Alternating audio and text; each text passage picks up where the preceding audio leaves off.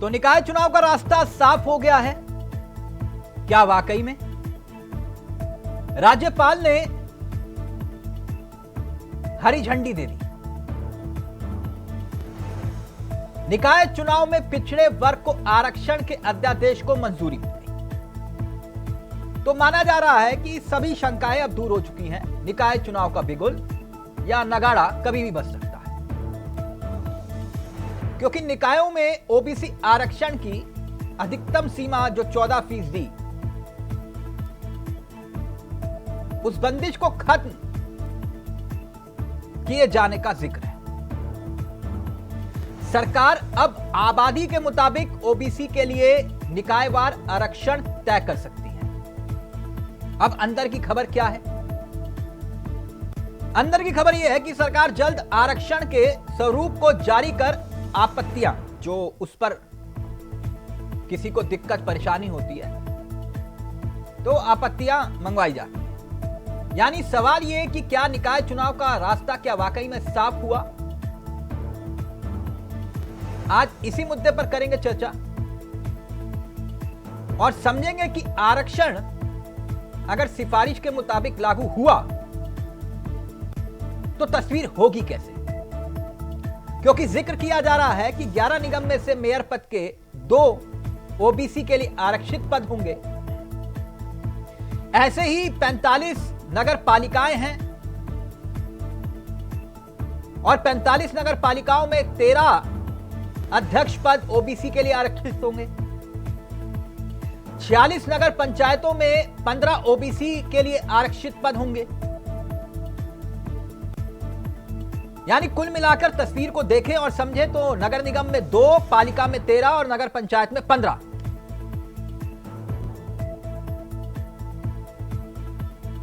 और आज इसी मुद्दे पर हम चर्चा भी करेंगे, क्योंकि निकायों के वार्ड आरक्षण जिलाधिकारी तय करेंगे। मेयर और पालिका अध्यक्षों का आरक्षण निदेशालय स्तर पर तय होगा। एक रिपोर्ट देखिए और फिर मेहमान हमारे साथ इस कार्यक्रम का हिस्सा बन गए। बेहद गंभीर चर्चा है और समझेंगे कि आखिरकार निकाय चुनाव का रास्ता वाकई साफ हुआ। पहले ये रिपोर्ट देखिए। तो क्या निकाय चुनाव का रास्ता अब साफ हो गया है? जी, राज्यपाल लेफ्टिनेंट जनरल गुरमीत सिंह ने सभी निकायों में पिछड़े वर्ग को आरक्षण के अध्यादेश को मंजूरी दे दी है।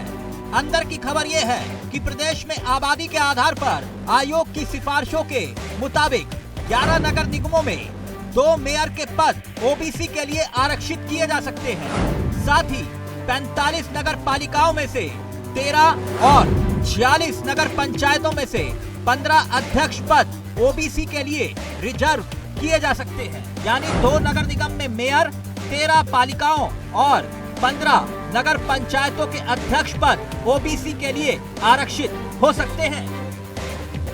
यानी कुल मिलाकर समझे तो अध्यादेश को मंजूरी के साथ ही सारी बंदिशें अब खत्म हो गई हैं।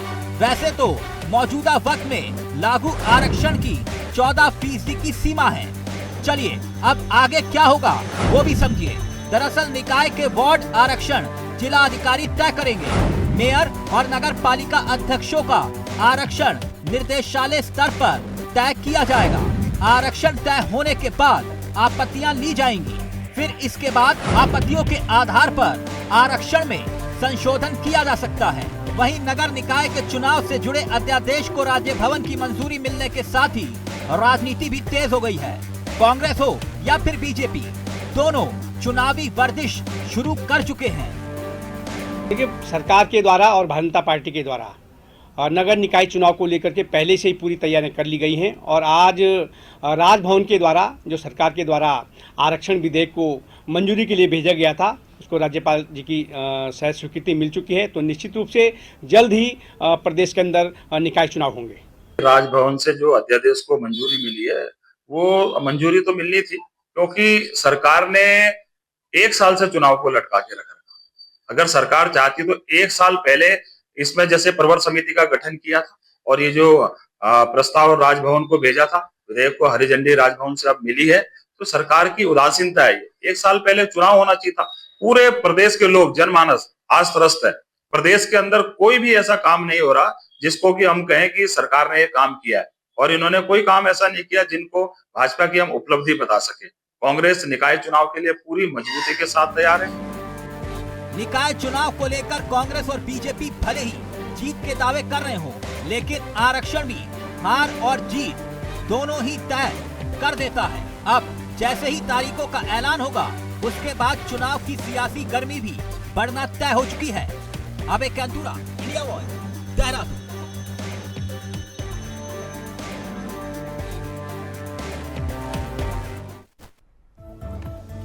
तो चलिए चर्चा की शुरुआत करेंगे। हमारे साथ मेहमान कार्यक्रम का हिस्सा बन रहे हैं। आपको बता दें, आज हमारे साथ इस चर्चा में जो मेहमान शामिल हैं वो आपकी स्क्रीन पर हैं। मथुरा जोशी जी हैं, प्रदेश उपाध्यक्ष हैं, कांग्रेस के सबसे अनुभवी चेहरों में से एक। ध्रुव जी हैं, बीजेपी के युवा चेहरे हैं। और साथ ही साथ नीरज कोहली जी हमारे साथ, वरिष्ठ और युवा पत्रकार। सबसे पहले मथुरा जोशी जी, आपसे मैं इस चर्चा की शुरुआत इसलिए करना चाहूंगा क्योंकि आप इस पैनल में तजुर्बे में, अनुभव में सबसे बड़े हैं। आपने भले ही चुनाव लड़ा ना लड़ा हो, लेकिन चुनाव लड़वाने का अनुभव बहुत है आपको। और निकाय चुनाव के परिप्रेक्ष्य में, क्योंकि ग्राउंड जीरो पर जो टीम या यूं कहें कि जो पार्टी मजबूत होती है वही निकाय चुनाव में कब्जा करती है, माना जाता है। सबसे मुश्किल चुनाव होता है। अगर कोई कहे कि सबसे मुश्किल चुनाव अगर कोई है, तो मुझे लगता है, मेरी राजनीतिक बुद्धि आप लोगों से भली कम है, कि सबसे मुश्किल चुनाव निकाय का चुनाव होता है, पंचायत का, ग्राम प्रधानी का। तो मथुरा जोशी जी, आपका अनुभव क्या कहता है? रास्ता साफ हुआ, अब होगा निकाय चुनाव जिसकी मांग आप लोग कर रहे थे? निश्चित रूप से तिलक भाई, आप ठीक बात करें कि सबसे बड़ा टफ चुनाव होता है, मुश्किल चुनाव होता है प्रधानी का, जिला पंचायत का और आपके वार्ड का और चेयरमैन का चुनाव, जिसमें बहुत से मुद्दे, स्थानीय मुद्दे भी होते हैं, तमाम चीजें सामने आती हैं, कठिनाइयां भी होती है, नेक टू नेक फाइट भी होती है। तो निश्चित रूप से बड़ा टफ चुनाव है। जहां तक आपने बात कही कि अभी तक अब क्या रास्ता खुल गया है, अभी कहना बड़ा मुश्किल होगा, क्योंकि सरकार के पाले में गेंद है। सरकार ने भी आरक्षण का ड्राफ्ट देना है चुनाव आयोग को। आयोग को जब तक, चुनाव आयोग जो, उसको जब तक आपके आरक्षण की स्थिति क्या रहेगी, कौन निगम आपका रिजर्व रहेगा। देखिए, उसमें एक बीसी का ही आरक्षण नहीं है, आपने SC ST का भी आरक्षण देना है, महिला सीटों का आरक्षण देना है। नहीं तो फिर शंका क्या है आपको कि अब तो सरकार पीछे नहीं हटेगी? नहीं, पीछे हटने न हटने का, अगर सरकार इतनी बड़ी संवेदनशीलता होती सरकार में, यह सरकार चुनाव कराने के लिए ईमानदार होती, तो साल भर चुनाव लटकाने की जरूरत क्या पड़ी? नहीं, वो तो प्रक्रिया है ना, ड्राफ्ट बना के वो चुनाव आयोग को देंगे, भाई कहाँ कौन सी सीट आरक्षित। ये काम 2022 से भी शुरू हो सकता था, 23 में भी शुरू हो सकता था, 24 में आपके चुनाव हो सकते थे, लेकिन अब कराने के अंत में, अब आपने जब कोर्ट का, माननीय न्यायालय का हम तो धन्यवाद करेंगे, उच्च न्यायालय का, जब कोर्ट का आपके ऊपर डंडा चला, तब आपने कोशिश की कि हाँ, यानी आपको अभी भी संदेह है कि मामला गड़बड़ा सकता है? निश्चित रूप से अभी तक, क्योंकि अभी देखिए ना, अभी इसमें आपत्तियां आएंगी, जब आप रिजर्वेशन करेंगे, उसके बाद आपने आपत्तियों का निस्तारण करना है। नहीं, वो तो आप भी आपत्तियां तो डालेंगे ना सर, ऐसा थोड़ी ना कि आपके स्तर पर नहीं होंगी। मैं यही तो कह रहा हूँ कि निश्चित रूप से आपत्तियां डालेंगे ना। अभी तो इसमें आपत्तियां आएंगी, आपत्तियों का निस्तारण होगा। अभी सरकार को इसमें थोड़ा बहुत समय चाहिएगा, समय लगेगा। अभी बहुत जल्दीबाजी में निर्णय नहीं होगा, क्योंकि आपने 2011 की तो आपका अनुभव क्या कहता है, कहाँ तक मामला खिसकेगा? मुझे लगता है 1 आध महीना, 2 महीना और लग सकता है इस चुनाव में। यानी जनवरी में भी नहीं होंगे? हाँ, मुश्किल लगता है, फरवरी तक मामला ही जाएगा। फरवरी में फिर आप कहेंगे कि बोर्ड की परीक्षा होती है, हो सकता है चुनाव मई जून भी जा सकते हैं। ये कह रहे हैं मई जून तक मामला जाएगा, और आपके नेता बता रहे थे कि भाई जनवरी तक करवा देंगे, वरना फिर मोदी जी का सपना अधूरा रह जाएगा।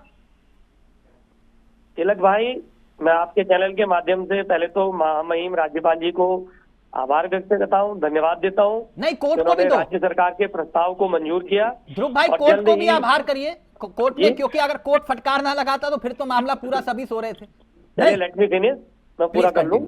उनका आभार व्यक्त करते हैं, और जिस तरीके से बड़े भाई मथुरादास जोशी जी कह रहे थे, मैं उनकी बात को आगे बढ़ा रहा हूँ। हाँ। आपने केवल अभी जो एंकर लाइन चलाई थी उसमें ओबीसी आरक्षण का ही जिक्र किया है पूरी स्टोरीज में। हाँ।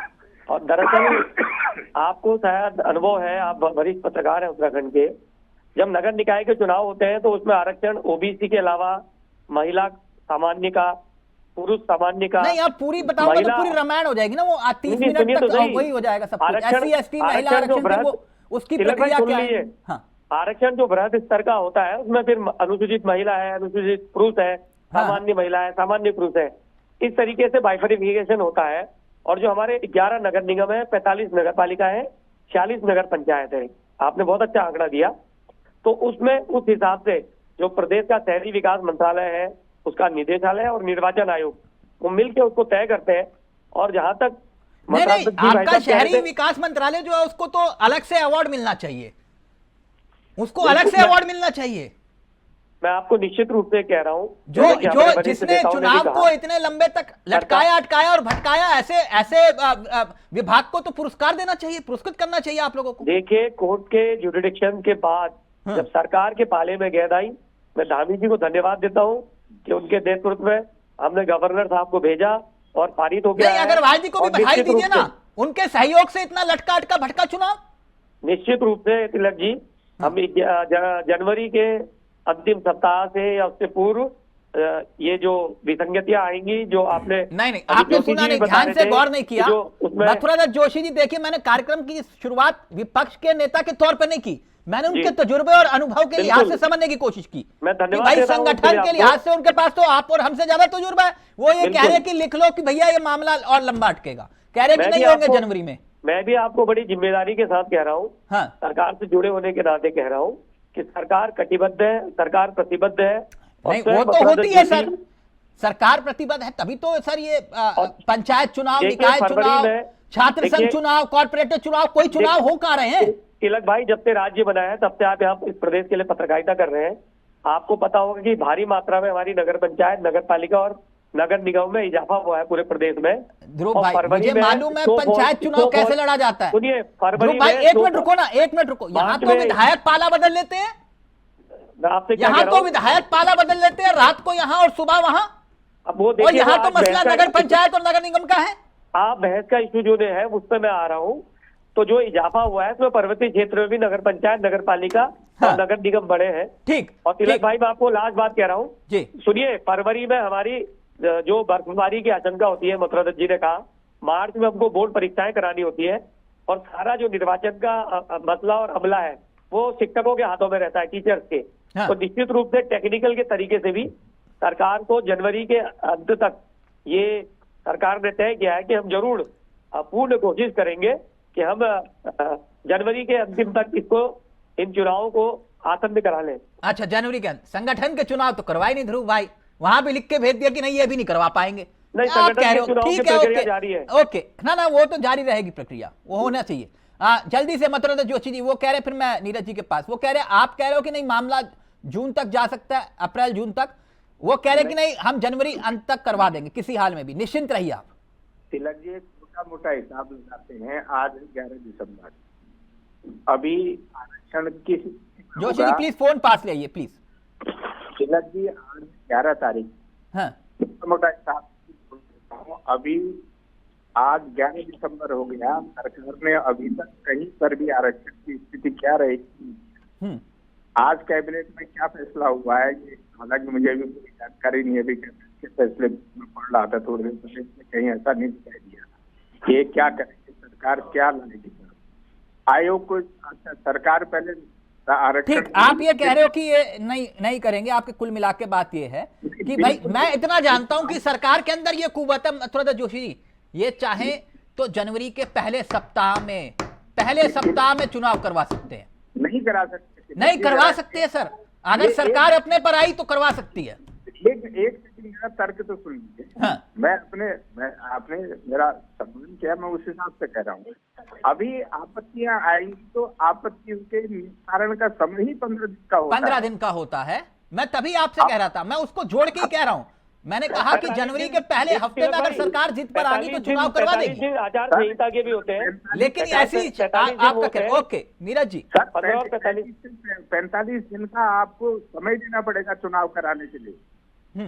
आपकी अधिसूचना जारी होगी, नामांकन होंगे, नामांकन वापसी का मामला आएगा, जांच का मामला आएगा, उसके बाद आपको फिर भी 15 दिन देने पड़ेंगे मतदान के लिए। 15 दिन यानी कुल मिला के मार्च तक मामला जाएगा, अप्रैल तक। आप ये कह रहे मैं इसलिए कह रहा हूँ, हाँ सरकार चाहे तो कल भी, आज ही चाहे आज ही आरक्षण क्लियर करके दे दे और कल से प्रक्रिया शुरू कर दे, तो मैं आपकी बात मान सकता हूँ कि भाई जनवरी लास्ट तक या फरवरी 2-3 तारीख तक ये चुनाव करा सकते। ठीक, नीरज जी, मतलब जोशी जी कह रहे हैं कि अभी भी मुझे यकीन नहीं है कि ये चुनाव करवाने के मूड में है।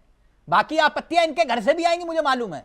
भले ही जोशी जी कहें कि नहीं, गंगा में गंगा जल रख के और तुलसी का पत्ता रख के कि नहीं हमारा कोई दिक्कत नहीं, कोई समस्या नहीं, सबसे पहले यही आपत्तियां डालेंगे।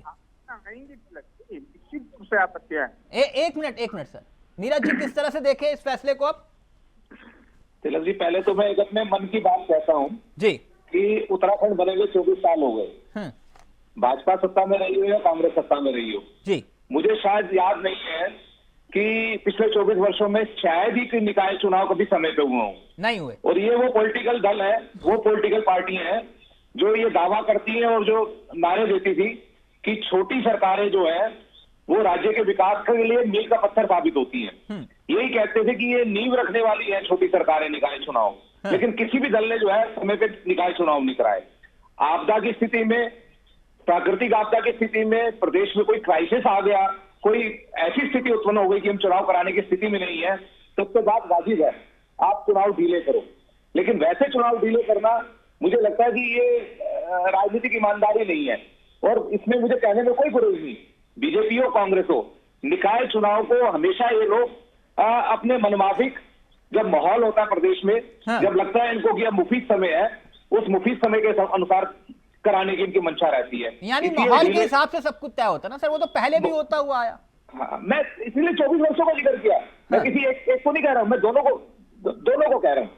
दूसरी बात, अब राजभवन से अध्यादेश को मंजूरी मिल गई है, मंजूरी मिलने के बाद आरक्षण को लेकर एक सरकार नियमावली बनाएगी, उस नियमावली का नोटिफिकेशन होगा, उस नोटिफिकेशन के बाद आगे की चुनाव की प्रक्रिया शुरू हो जाएगी। ये प्रक्रिया जितना इसमें समय लगना उतना समय लगेगा, इसमें कोई दराई नहीं है। और आप ये देखो कि अगर हम कहें कि बहुत जल्दी सरकार चुनाव कराने की स्थिति में है, तो मुझे ऐसा लगता नहीं कि जो स्थितियां बन रही हैं, 15 फरवरी के बाद उत्तराखंड बोर्ड की परीक्षाओं की डेट शीट आ जाएगी। पिछले साल 27 फरवरी को उत्तराखंड बोर्ड के चुनाव हुए थे, परीक्षाएं हुई थी, तो 15 फरवरी के बाद बोर्ड की परीक्षाएं होनी है। आज 11 दिसंबर हो गया है और 20 दिन रह गए हैं दिसंबर के महीने में। ठीक, इसके बीच में आपको सारा प्रोसेस पूरा करना है, फिर 45 दिन का नोटिफिकेशन भी है। तो चुनाव तो होंगे, इसमें कोई दराई नहीं है। मेरा कहने का मतलब है कि इस प्रक्रिया को देखें और परिस्थितियों को देखें तो चुनाव थोड़ा और आगे खिसक सकते हैं। ध्रुव जी, नीरज जी और मथुरा जोशी जी की शंका है, दूर करिए। आप किस आधार पे कह रहे हो कि नहीं हम तो फरवरी के जनवरी में जो है अंतिम जनवरी तक करवा देंगे? वो प्रक्रिया बता रहे हैं, कह रहे प्रक्रिया ही नहीं आपकी पूरी होगी। और ये तो वही मामला हुआ ना कि भैया चलो पिंड छूटा, अब तो हमारा पीछा छोड़ो भाई, आप देखेंगे चुनाव, अब तो कई बहाने हमारे पास। देखिए राज्यपाल जी के वहां से प्रस्ताव पारित हुआ है, अब बॉल सरकार के पाले में है जैसा आपने कहा। और सरकार निश्चित रूप से प्रतिबद्ध है। तो पहले किसके पाले में थी? अब पहले किसके पाले में थी? आप बोलने नहीं देते हैं, बीच में काट देते हैं। नहीं, सवाल पूछ रहा हूं सर आपसे, आप सत्ता में है ना, आपसे पूछूंगा ना ध्रुव भाई। हाँ, तो मुझे पूरा तो करने दीजिए तिलक भाई, पूरा करने दीजिए, ठीक है।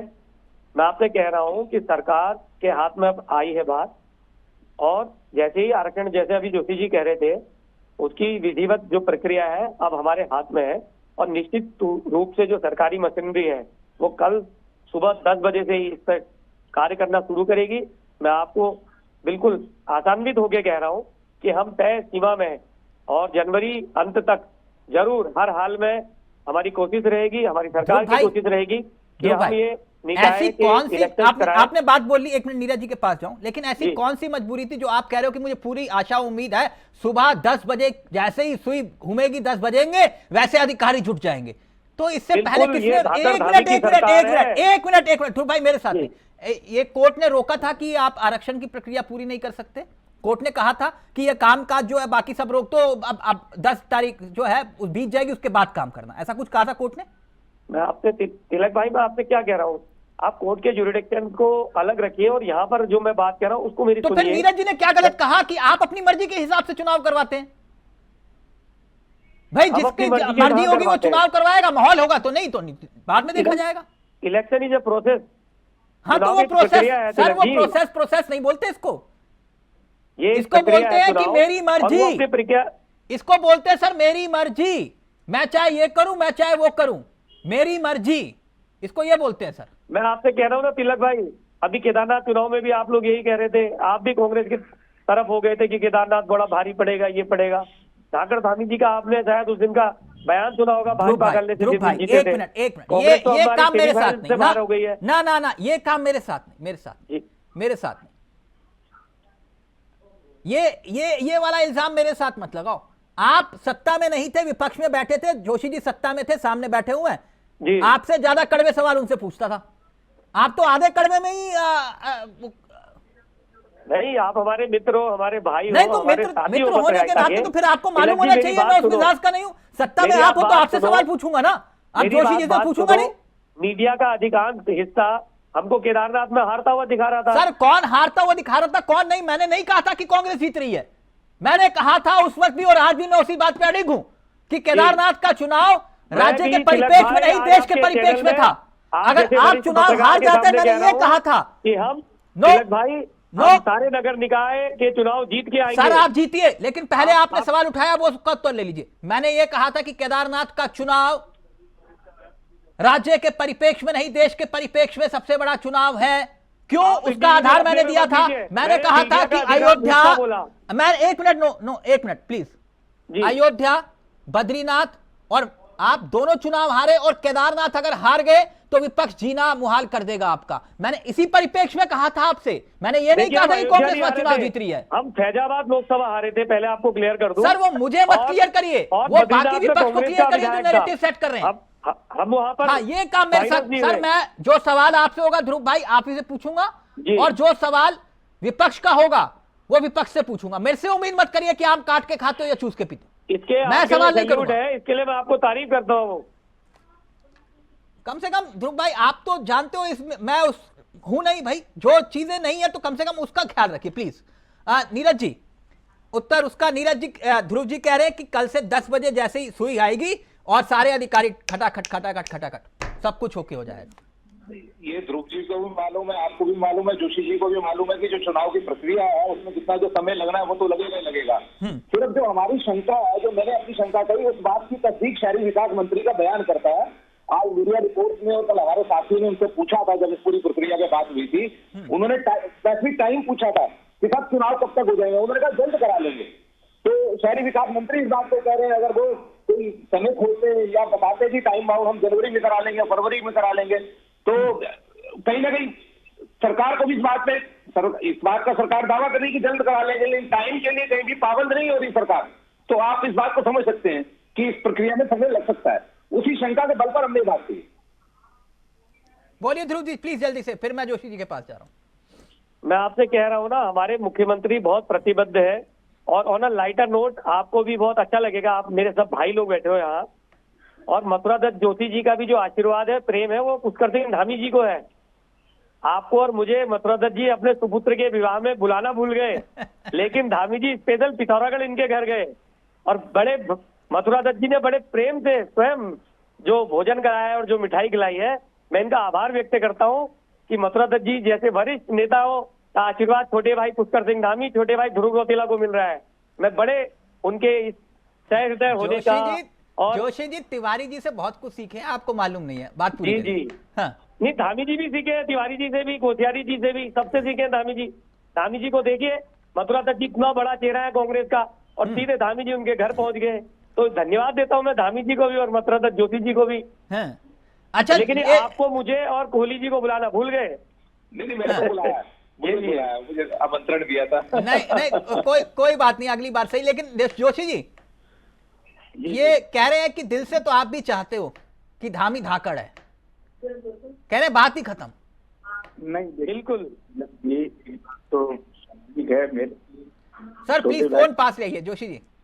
निश्चित रूप से मेरे तो बहुत ही प्रिय छोटे भाई हैं और ध्रुव भी मेरे छोटे भाई हैं, लेकिन ध्रुव की मेरी एक राय है, जब कभी एंकर सवाल करे तो एंकर के सवालों का बहुत सोच समझ के जवाब देना चाहिए। हमने तो हालांकि हमने कभी ऐसा समझ नहीं देखा, लेकिन तिलक जी के सवालों का बहुत प्यार से जवाब दिया है।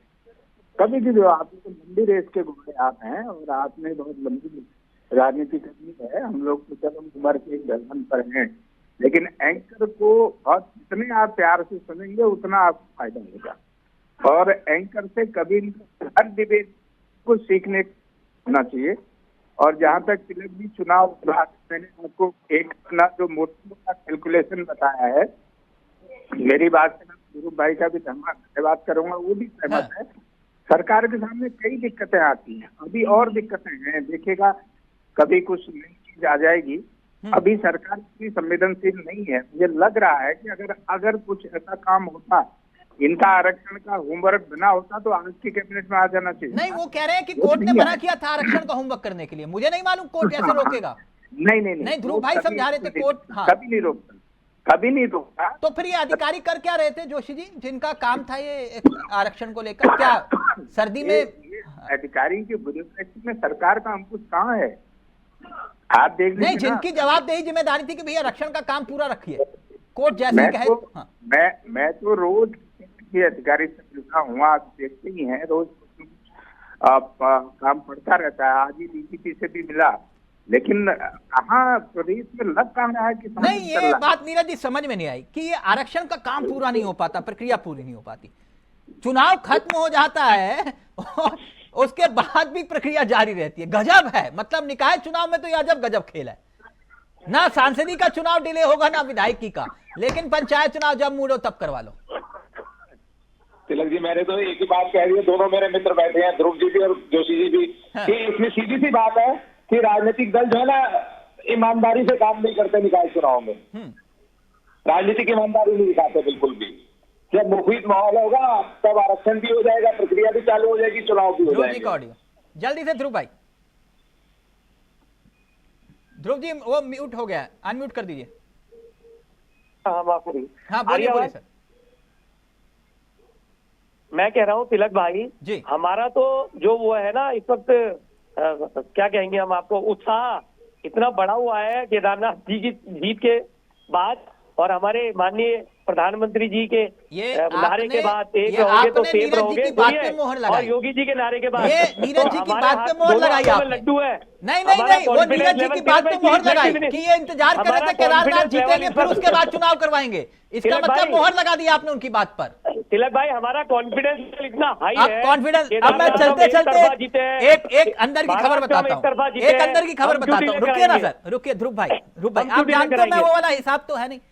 एक मतलब जोशी जी के परम मित्र हैं आपकी पार्टी में, नाम मत पूछिएगा, बाकी सब बता देता हूं जी। जो जोशी जी की लाइन है ना, वही हूबहू उनकी लाइन थी। मैंने कहा भाई साहब निकाय चुनाव, बोले अप्रैल मई, मैंने कहा सरकार कह रही है जनवरी तक। बहुत लंबा तजुर्बा है संगठन का, वो आपकी पार्टी में आए हैं अभी, जोशी जी समझ गए होंगे, जोशी जी के परम मित्र हैं, तो उन्होंने भी अपने तजुर्बे से बताया संगठन का, क्योंकि उनको भी बहुत अनुभव है। भले ही उनकी काबिलियत का आप लोगों को एहसास नहीं है, वो ठीक है मामला, लेकिन वो अभी नए आए हैं, अभी उनको धामी जी के बारे में थोड़ा कम जानकारी है। नहीं, एक मिनट ध्रुव भाई, उन्होंने भी बताया कि मामला जो है मई जून तक जाएगा, अप्रैल मई जून तक नहीं जाएगा। तो वही बात जोशी जी ने कही है। तो जोशी जी के पुराने मित्र और उनके ख्यालात मिलते जुलते हैं। समझ गए ना जोशी जी कौन है? नहीं, संसदीय कार्य मंत्री जी का बयान है, उन्होंने स्वयं संसदीय कार्य मंत्री जी का बयान आया है। हाँ, उन्होंने स्वयं कहा कि 1-2 महीने चुनाव करा ले। चलिए ठीक है, okay, thank you so much, बहुत बहुत शुक्रिया जोशी जी, ध्रुव भाई और नीरज जी, बहुत बहुत शुक्रिया आपका। तो कब होंगे निकाय चुनाव, इसका रास्ता हुआ साफ या अभी अड़चने बाकी है? नमस्कार, जय हिंद, जय भारत, जय उत्तराखंड।